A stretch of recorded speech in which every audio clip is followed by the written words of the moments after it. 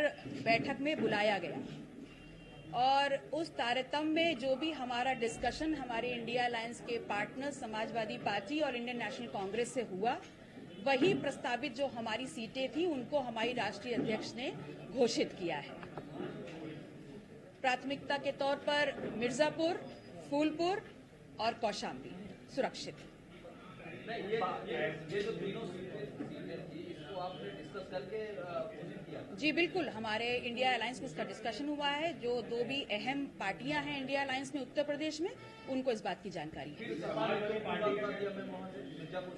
देखिए, अब उनके बारे में हम क्या कहें। हमें ये पता है कि गठबंधन धर्म में जो हमारी सीमाएं थी हमने सदैव उसका पालन किया है और जो भी हमारी प्रस्तावित और डिस्कस्ड सीटें थी हमने उन्हीं को घोषित किया है राष्ट्रीय अध्यक्ष जी के द्वारा। ना उससे एक कम है ना एक ज्यादा है। अखिलेश यादव ने कल कहा कि ये गठबंधन जो था आपका वो 2022 तक था, 24 में नहीं है, तो आप उस गठबंधन का हिस्सा है या नहीं? देखिए, अखिलेश यादव जी ने जो कहा अपना दल उसका स्वागत करता है और हमारी शुभकामनाएं हैं उनको, और ये बात भी कहते हैं कि वो अपनी जो भी उम्मीदें हमसे रखते हैं वो उनकी सारी उम्मीदें हम पूरा करेंगे। और रही बात इंडिया अलायंस का हिस्सा होने की, तो जिन्होंने इंडिया अलायंस बनाया है अब ये उनकी जिम्मेदारी बनती है कि जब उन्होंने हमें इंडिया अलायंस का हिस्सा बनाया तो आज नीतीश जी के साथ बिहार में जो इंडिया अलायंस ने किया है आज वही वो राजमाता कृष्णा पटेल जी के साथ उत्तर प्रदेश में करने का प्रयास कर रहे हैं। अब ये कांग्रेस को डिसाइड करना है, उनको इस बात का प्रमाण देना है कि पिछड़े, दलित, शोषित, अल्पसंख्यक समाज का नेतृत्व करने का और उनके हक और अधिकारों की बात करने का जो मसौदा लेकर के वो चले थे उसमें वो कितना गंभीर हैं, ये अब उनको बताना है। कांग्रेस के कांग्रेस ने कहा मुझे कुछ पता नहीं है, प्रदेश अध्यक्ष कल मैंने फोन लगाया था उनके यहाँ।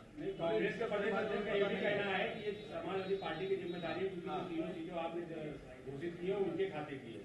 देखिए, अगर आपने हमारी जो प्रेस विज्ञप्ति गई है उसको देखा है तो हमने उसमें बोला है इंडिया लड़ेगा, इंडिया जीतेगा और इंडिया के तहत।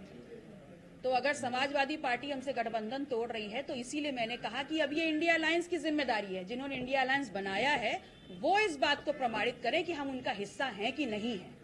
जिस पिछड़े, दलित, शोषित समाज को लेकर के वो आगे साधने का काम कर रहे हैं, अब वो इस बात का प्रमाण दें कि अपना दल है कि नहीं है। और जो नीतीश जी के साथ उन्होंने बिहार में किया वही पटेल, राजमाता कृष्णा पटेल के साथ उत्तर प्रदेश में करने का प्रयास कर रहे हैं। ये जो टूट की नौबत आई, क्या इसकी नींव राज्यसभा चुनाव के टाइम पर पड़ गई थी जब आपने प्रत्याशियों का विरोध ये कहते हुए किया था कि पीडीए नहीं है?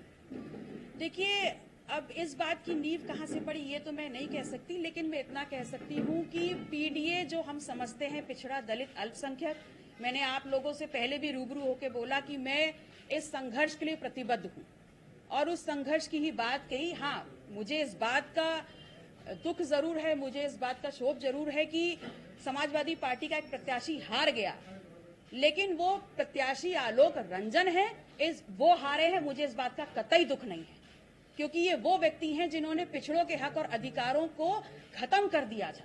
जब त्रिस्तरीय आरक्षण लागू होना था उस वक्त उन्होंने उसको बैकफुट पे ला दिया था। मैडम, आप विधायक है, आप समाजवादी पार्टी के विधायक है और समाजवादी पार्टी आपसे गठबंधन तोड़ रही है, तो फिर इस गठबंधन का मतलब नहीं, आप गठबंधन में नहीं है।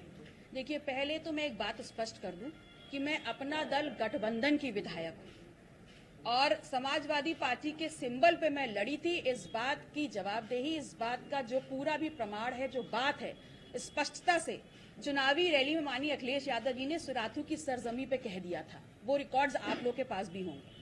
तो मैं कहीं से भी समाजवादी पार्टी की विधायक नहीं हूं, मैं अपना दल गठबंधन की विधायक हूं। समाजवादी पार्टी के नेताओं का कहना है सिंपल समाजवादी पार्टी का है, गठबंधन एकता का मतलब रास्ते अलग हो जाते हैं। अगर समाजवादी पार्टी आपकी सदस्यता को लेकर विरोध दर्ज कराती है या फिर कोई आपत्ति जताती है तो उसके बाद आपका कदम क्या होगा? देखिए, मुझे ऐसा लगता है कम से कम विरोध, आपत्ति जतानी है तो वो आप तो जता नहीं पाएंगे, वो समाजवादी पार्टी को जतानी है।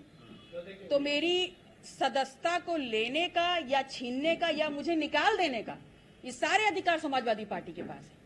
तो मांगे ना मुझसे, डर क्यों रहे हैं? समाजवादी पार्टी कह रही है आपने ना तो लिखित में कोई जानकारी नहीं दी, ना मौके पर कोई वार्ता किया, उन्होंने खुद से प्रत्याशी नरेंद्र पटेल का ये साफ कहना है। अगर हम गठबंधन में हैं तो समाजवादी पार्टी या कांग्रेस ने जो अभी प्रत्याशी उतारे हैं या नहीं उतारे हैं, सीटों का जो बंटवारा हुआ है, उसकी कोई लिखित जानकारी आप लोग के पास आई है क्या? हमको ये बताया तो जब उनके लिए वो नियम लागू नहीं है, तो इस इंडिया अलायंस के एक गठबंधन साथी होने के साथ वो नियम हम पे कैसे लागू हो जाता है? स्वामी प्रसाद मौर्य ने सपा के साथ थे, उन्होंने एमएलसी बनाया, लेकिन जब वो सपा से अलग हुए या अपनी पार्टी की बात की तो उन्होंने एमएलसी से इस्तीफा दे दिया नैतिकता के वास्ते।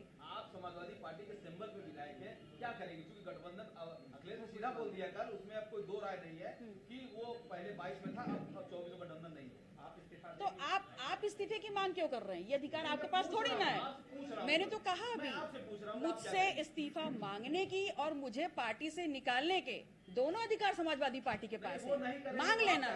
वो नहीं मांगते हैं तो आप क्या करेंगे? आप क्या करेंगे? मैं तो खड़ी हूँ हर चुनौती के लिए। जी। सीटें मांग रही हैं, तो क्या आपको ओवररेट नहीं करेंगे? आपकी जो सिस्टर है वो बहुत पुरानी पार्टी में है, तो कोई नहीं, आप अपनी पार्टी को ओवररेट नहीं कर रही है। देखिए, एनडीए अपने घटक दलों के साथ क्या करता है ये उनकी जिम्मेदारी है, उनका निर्णय है। मैं जिस अलायंस में हूं, मैंने अपनी जो 3 सीटों की घोषणा राष्ट्रीय अध्यक्ष जी ने की है, वो समाजवादी पार्टी और इंडियन नेशनल कांग्रेस, जो इंडिया अलायंस के बड़े घटक दल हैं उत्तर प्रदेश में, उनसे डिस्कशन के बाद की है।